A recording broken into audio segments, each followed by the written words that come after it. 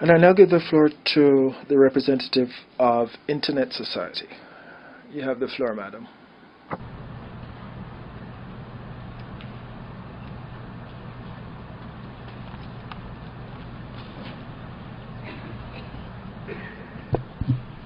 Madam President, honorable ministers, excellencies, distinguished delegates, ladies and gentlemen, on behalf of the Internet Society, an organization of 80,000 members, 145 organizations, and 112 volunteer chapters in 92 countries dedicated to an open, globally connected Internet, congratulations on the successful conclusion of the WSIS+10 review. The Internet Society evolved from a belief, the belief of our founder, Vint Cerf, that a society would emerge from the idea that is the Internet. Today we see that not only has an information society emerged, but also that the Internet is woven itself into the very fabric of our whole society and is now a critical part of how we connect, communicate, create, and collaborate. We are encouraged by the positive outcome of the WSIS+10 review, resulting from years of cooperation and shared dialogue. The final outcome document is an endorsement of the agreement we all made 10 years ago to allow the Internet to grow and flourish through bottom-up, distributed, collaborative processes.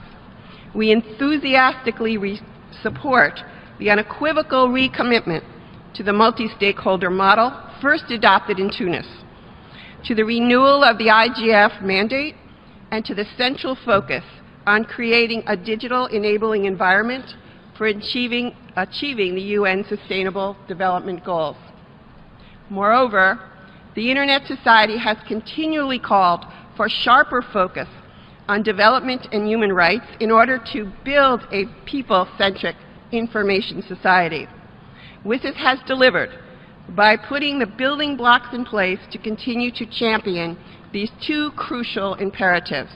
And importantly, the co-facilitators have shined a light on the value of collaborative, multi-stakeholder model by striving to be as open, transparent, and inclusive as the UN process would allow. By their actions, they acknowledge that there is only one way to build the Internet future, and that is by working together. So I want to say thank you to those who have made this agreement possible. Thank you to the Secretary General, to the President of the General Assembly, and to our two excellent facilitators. But most of all, thank you to all of those stakeholders who contributed their passion, ideas, and advocacy to this positive outcome. Of course, we know that the outcome document reflects a series of compromises, and we have a concern, and it is not an insignificant one. In our view, the outcome statement falls short in failing to fully realize the transnational nature of the Internet as a borderless network of networks comprised of millions of individual networks that connect around the globe.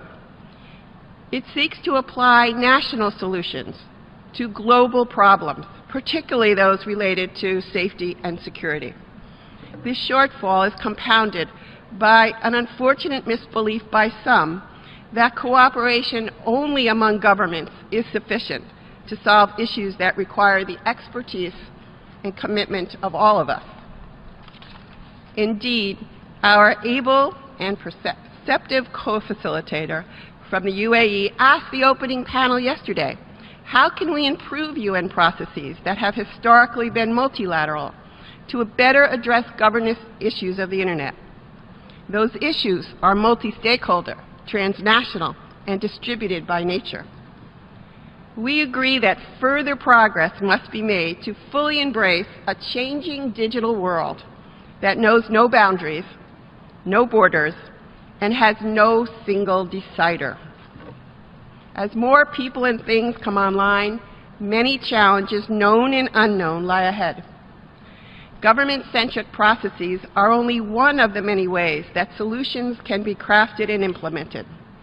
Solving 21st century problems will require the collaboration of stakeholders through 21st century mechanisms.